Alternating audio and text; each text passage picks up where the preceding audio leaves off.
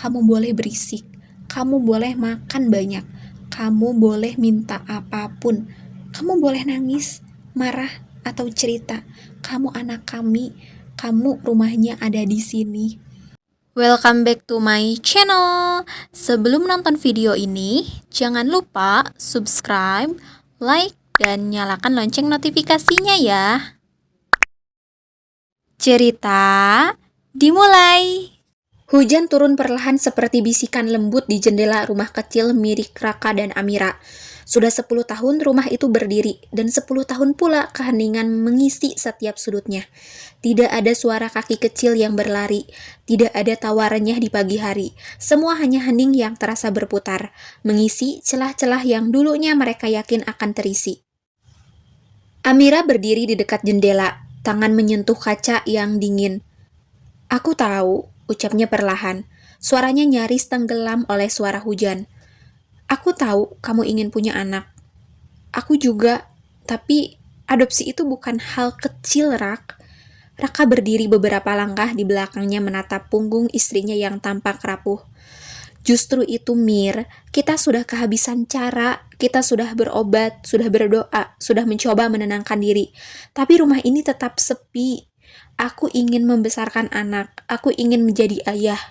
Amira memejamkan mata, kalimat itu menusuknya, menyakitkan. Tapi memang benar. "Takut apa, Mir?" tanya Raka lagi, lembut. Amira menarik napas berat. "Kita nggak tahu asal-usul anak yang akan kita adopsi. Kita nggak tahu keluarganya seperti apa. Bagaimana kalau ia datang dari keluarga yang punya masa lalu buruk? Bagaimana kalau dia membawa karakter yang... Aku nggak siap, Rak." Raka satu langkah mendekat, lalu menggenggam tangan istrinya. "Kalau begitu, Mir, apa bedanya dengan anak kandung? Kita nggak bisa pilih masa depan siapapun. Bahkan anak kandung pun bisa tumbuh dengan jalan yang berbeda dari harapan orang tua." "Beda," Amira menatapnya. "Kamu tahu itu beda?" Raka terdiam, ia tidak memaksa. Ia tahu pertahanan Amira bukan karena tidak punya hati, tapi justru karena ia terlalu takut kehilangan, terlalu takut tidak bisa mencintai, terlalu takut gagal menjadi ibu. Malam itu mereka duduk di ruang tamu, saling diam tapi hati bekerja keras. Raka membuka ponselnya, menunjukkan beberapa profil anak panti asuhan, penggalan cerita-cerita kecil tentang anak-anak yang menunggu keluarga. "Lihat ini," ujar Raka pelan. "Namanya Bima, usianya 12 tahun, suka menggambar. Anak yang tenang dan sopan," kata pengurus panti. Amira hanya melirik sekilas.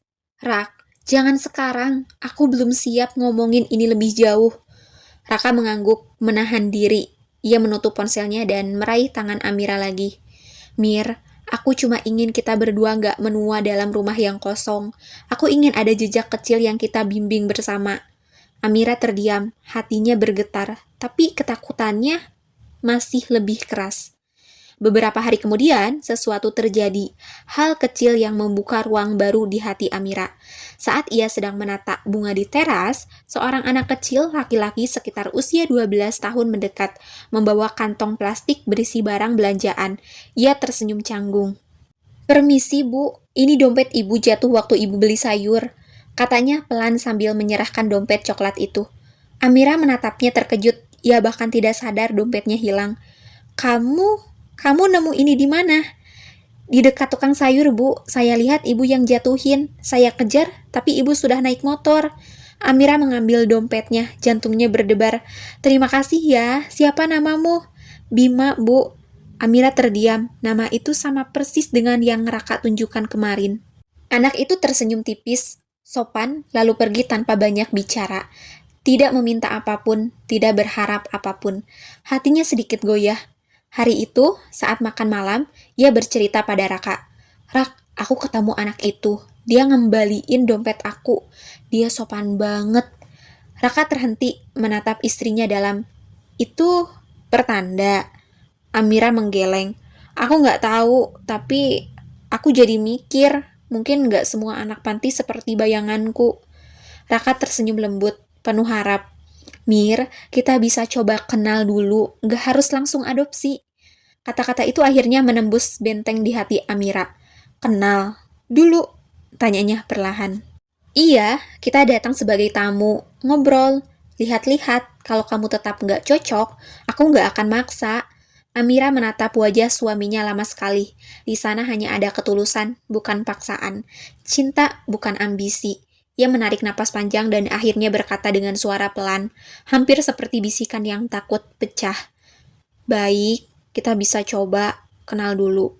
Raka tersenyum, buka senyum kemenangan, tapi senyum lega seorang suami yang sudah lama memendam harapan. Di luar, hujan berhenti. Rumah yang biasanya dingin itu terasa sedikit lebih hangat, seolah ada sesuatu yang perlahan mengetuk pintu mereka. Sebuah awal baru, sebuah kemungkinan kecil yang mulai membuka ruang. Sabtu pagi itu, udara terasa lebih ringan dari biasanya. Raka bersiap lebih cepat, bahkan rambutnya yang biasanya sedikit berantakan, kini disisir rapi. Amira memperhatikannya dari dapur, sambil memeluk secangkir teh hangat yang mulai mendingin.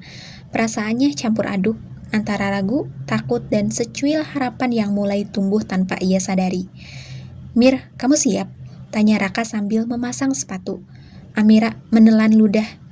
"Iya, siap." Di dalam mobil, mereka melewati jalanan yang basah, sisa hujan semalam. Amira memegang ujung jilbabnya berkali-kali, kebiasaan lamanya ketika sedang gugup. Raka meliriknya sekilas. "Kita cuma mau kenalan, Mir, bukan tanda tangan apapun," katanya menenangkan. Amira mengangguk, meski hatinya masih berat. "Iya, aku tahu." Panti asuhan itu tidak besar, tapi tampak rapi dan bersih. Halamannya dipenuhi tanaman hijau dan mural berwarna-warni yang digambar oleh anak-anak. Saat mereka masuk, suara tawa anak-anak terdengar jauh, sesuatu yang sudah lama tidak mereka dengar di rumah. Seorang pengurus panti, Bu Sari, menyambut mereka dengan ramah. "Silahkan masuk, Pak, Bu. Saya sudah diberitahu bahwa kalian ingin berkunjung."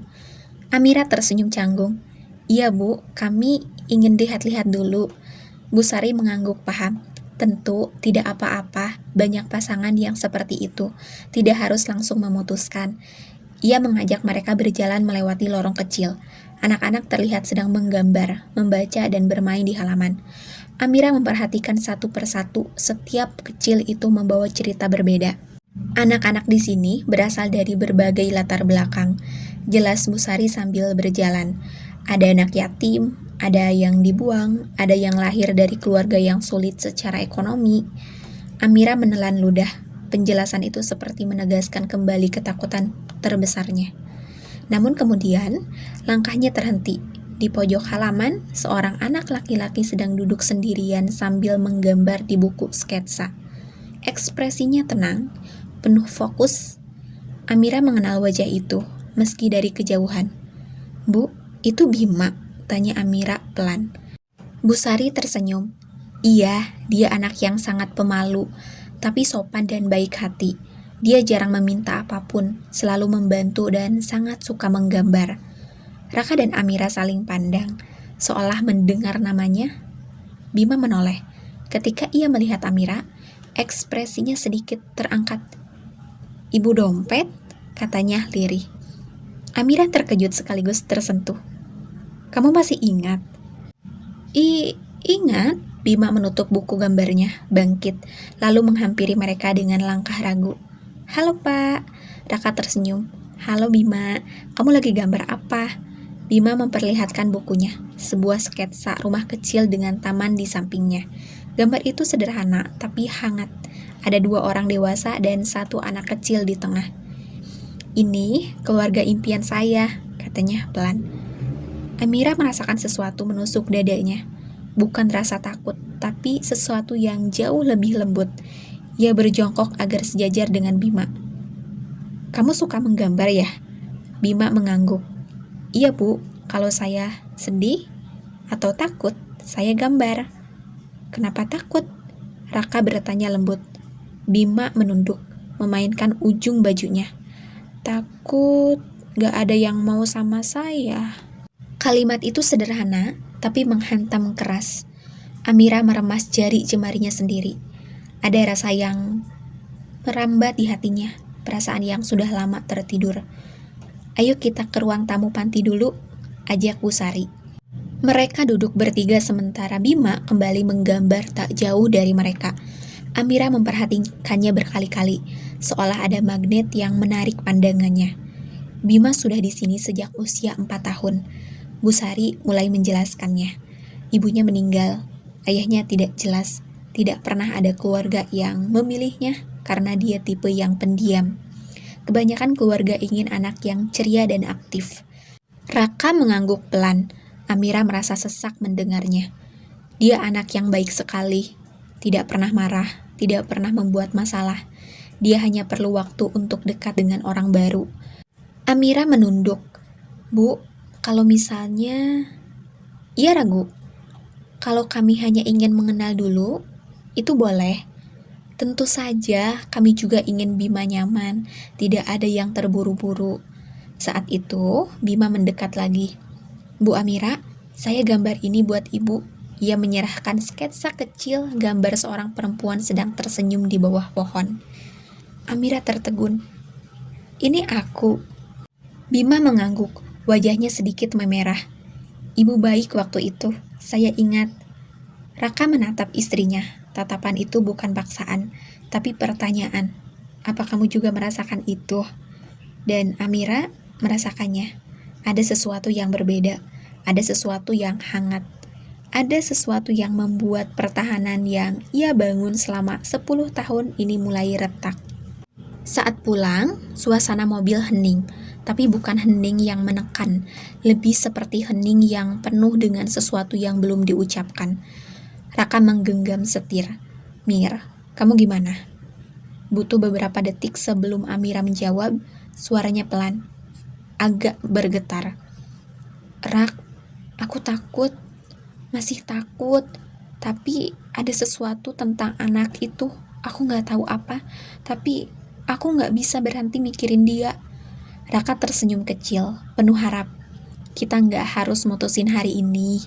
Kita jalan pelan-pelan. Kita kenal dia dulu. Amira menatap jendela, melihat hujan yang mulai turun lagi seperti kemarin. Tapi kali ini, hujan terasa tidak sesedih biasanya. Aku mau ketemu dia lagi, ujarnya akhirnya. Dan di saat itulah, sebuah langkah kecil yang selama 10 tahun tidak pernah terjadi, akhirnya dimulai. Hujan berhenti menjelang siang, meninggalkan aroma tanah basah yang menguar di halaman panti asuhan.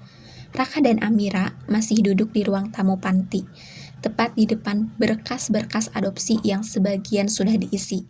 Sebagian lagi masih kosong seperti masa depan yang belum mereka sepakati. Sunyi di antara mereka menusuk seperti jarum, bukan lagi karena perbedaan pendapat, melainkan karena sesuatu yang lebih dalam, ketakutan yang tak terwujud jelas. Bu Sari datang membawa 2 gelas teh hangat. Maaf menunggu lama, Nak. Bima masih tidur. Nanti kalau sudah bangun, kalian boleh ketemu lagi. Raka menerima teh itu dengan kedua tangan, mencoba tersenyum. Iya, Bu. Terima kasih. Namun Amira tetap diam, tatapannya kosong pada selembar formulir di meja. Formulir riwayat keluarga anak, hanya 2 kolom yang terisi. Namun anak dan perkiraan usia, sisanya kosong, betul-betul kosong. Bu, Amira akhirnya bersuara. Bima ini benar-benar tidak ada catatan apapun tentang keluarganya. Tidak ada nama ibu atau ayahnya. Tidak ada petunjuk apapun. Pertanyaan itu tidak salah, tapi Raka tahu itu bukan sekedar bertanya. Amira sedang mencoba menemukan pegangan untuk ketakutannya. Bu Sari menghela napas, menaruh teh di meja. Seperti yang saya bilang, Bima ditemukan di teras panti, dibungkus selimut biru tanpa surat, tanpa apapun. Kondisinya lemah sekali waktu itu. Tidak ada CCTV, tidak ada saksi yang melihat seorang meletakkan Bima di situ. Amira menekankan lagi. Tidak ada, Nak. Panti ini agak jauh dari jalan besar, dan kejadian itu sudah 7 tahun lalu. Senyum Bu Sari melemah. Anak itu datang seperti misteri. Amira menarik napas panjang. Matanya menatap formulir itu lagi, seakan setiap kosongnya kolom mengancam masa depan mereka. Raka memegang tangan istrinya pelan. Mir, kita sudah lihat sendiri. Bima baik-baik saja. Dia sopan, ramah. Dia cuma anak kecil. Tapi Raka, suara Amira bergetar. Kita nggak sedang memilih kucing atau barang bekas. Kita memilih manusia, Rak. Manusia yang akan tinggal bersama kita. Yang masa lalunya kita nggak tahu. Masa depannya kita nggak bisa tebak. Justru itu, Raka menatapnya lembut. Kita bisa bantu dia punya masa depan yang lebih baik. Kalau kita sanggup. Amira memalingkan wajah. Kalau ternyata aku nggak sanggup, sunyi kembali jatuh. Tak lama kemudian, suara langkah kecil terdengar dari lorong. Bu Sari tersenyum dan bangkit. Kayaknya Bima sudah bangun. Saya panggilkan dulu ya. Raka menoleh ke arah suara itu dengan harapan yang tak bisa ia sembunyikan. Sementara Amira terlihat gelisah. Entah karena takut, entah karena ia tidak ingin anak itu keluar saat pikirannya masih kacau.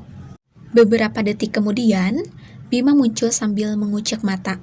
Rambut hitamnya yang acak-acakan membuatnya terlihat lucu. Dia tersenyum kecil saat melihat Raka dan Amira. Om sama Tante belum pulang? Tanyanya polos. Raka otomatis tersenyum. Belum, Om sama Tante mau ngobrol sama kamu lagi, boleh? Bima mengangguk, lalu ia duduk di samping Raka. Tanpa ragu, tanpa takut, seolah Raka sudah dikenalnya lama. Raka tertegun, sedangkan Amira menelan ludah pelan. Bima suka tinggal di sini? Tanya Raka. Anak itu mengangguk sambil memainkan ujung kaosnya. Suka, tapi Bima suka sendirian, Om. Kenapa sendirian? Raka tersenyum lembut. Teman-teman suka main bareng, tapi mereka punya keluarga yang suka datang jenguk. Bima nggak punya siapa-siapa. Anak itu menatap jendela. Kadang Bima mikir, mungkin keluarga Bima lupa sama Bima. Kata-kata itu menusuk Amira. Terlihat jelas ia menahan napas. Raka membelai kepala Bima. Hati kecilnya runtuh. Tapi Bima gak marah? Tanya Amira lembut. Tanpa sadar tubuhnya condong sedikit ke depan. Bima menggeleng. Kalau marah, gak bakal bikin mereka balik. Jawaban sesederhana itu membuat dada Amira serasa diremas. Anak ini benar-benar tidak punya apapun, tidak punya siapapun, dan bahkan tidak membenci siapapun. Amira menunduk, suara hatinya menjadi kacau. Bima, Amira memanggil pelan. Anak itu menoleh. Kalau suatu hari ada orang yang mau bawa Bima pulang, Bima mau. Mau. Bima tersenyum kecil.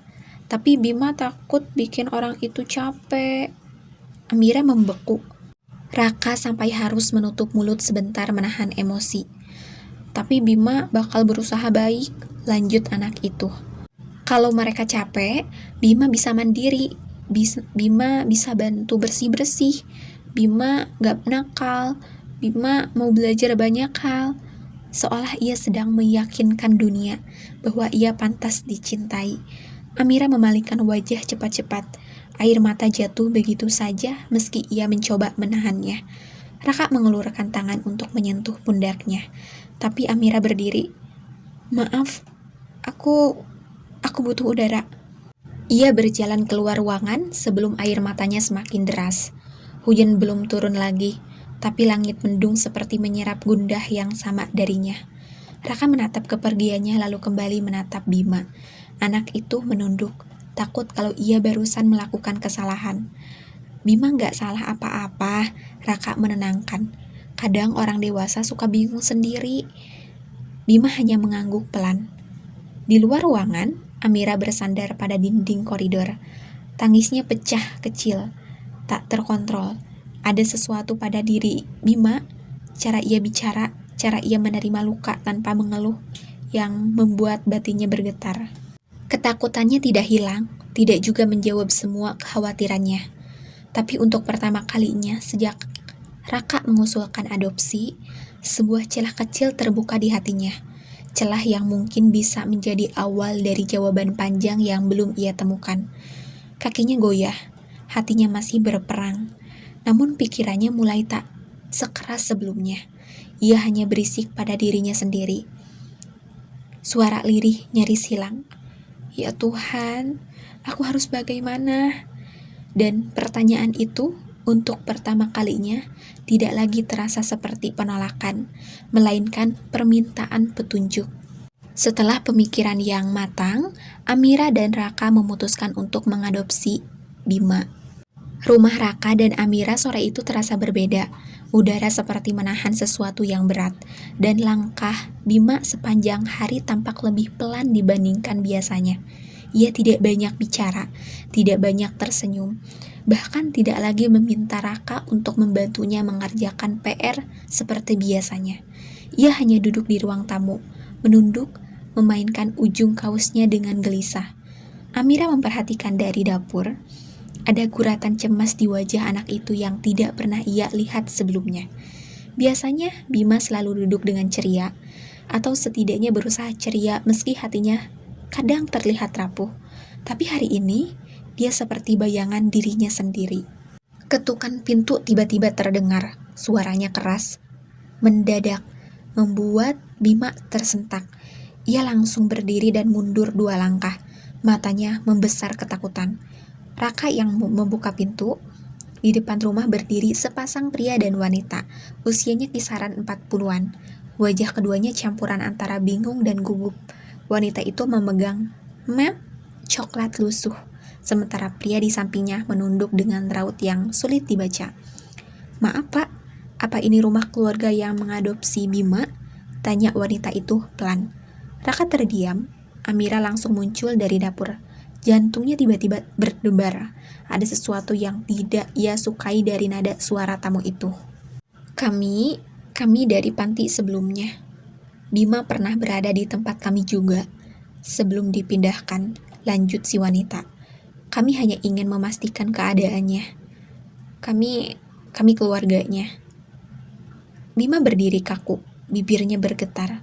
Matanya tidak berkedip, seolah tubuhnya berhenti bernapas. Ia mundur 1 langkah, lalu 1 langkah lagi, seperti anak yang berusaha kabur tapi tidak punya tempat lari. Amira langsung memegang bahu Bima.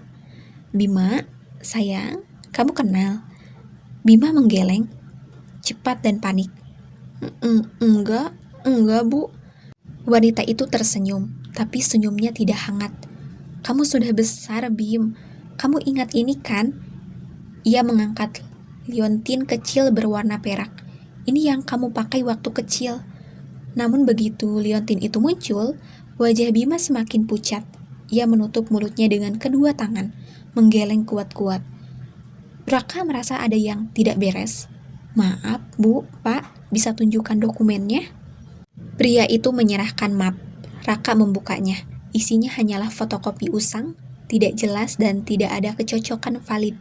Banyak berkas kosong, banyak tanggal hilang. "Ini tidak lengkap," kata Raka hati-hati. Si wanita seperti tersinggung. "Kami keluarganya, kami punya hak membawa anak itu kembali."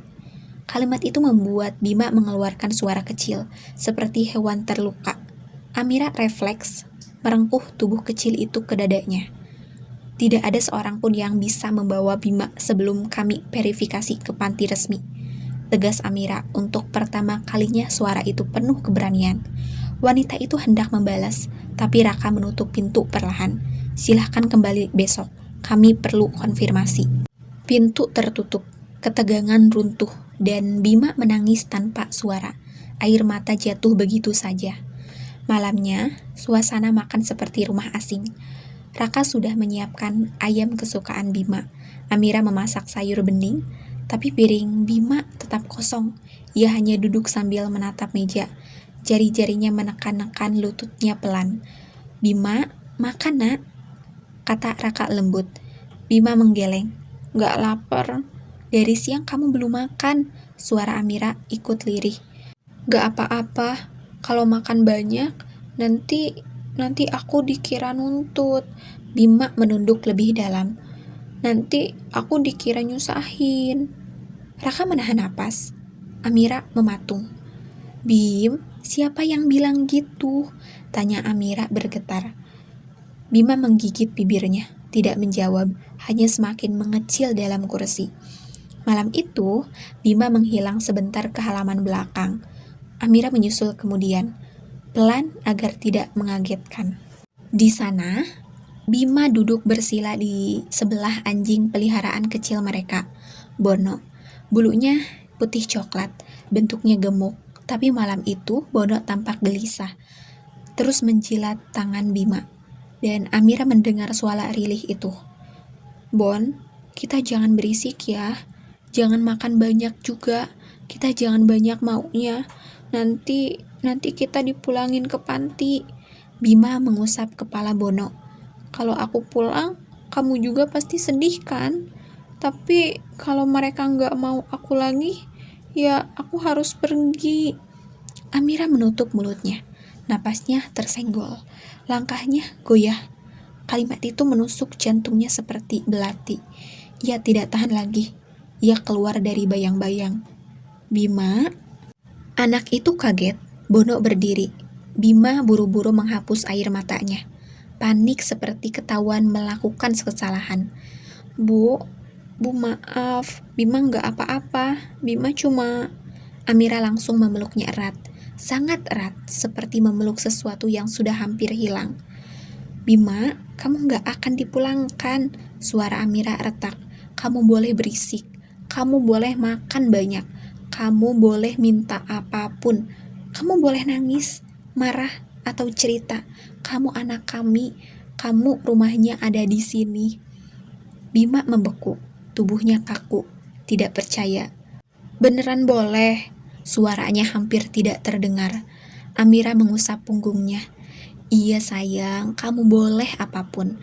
Pelukan itu lama, sangat lama, sampai Raka keluar melihat mereka dan ikut memeluk keduanya, membentuk lingkar keluarga yang akhirnya lengkap. Di halaman belakang, di bawah langit malam, mereka bertiga seperti menemukan sesuatu yang selama ini hilang. Tidak ada yang tahu bahwa momen penuh cinta itu hanya akan menjadi kenangan paling berharga sebelum badai besar datang. Ruang ICU itu begitu dingin, tapi dada Amira terasa jauh lebih dingin daripada udara yang menyelubungi seluruh lantai rumah sakit. Suara monitor, langkah perawat, dan aroma obat semua bercampur menjadi satu, menciptakan suasana yang tidak pernah ia sangka akan ia hadapi. Setelah Raka mengalami kecelakaan sepulang bekerja waktu malam hari.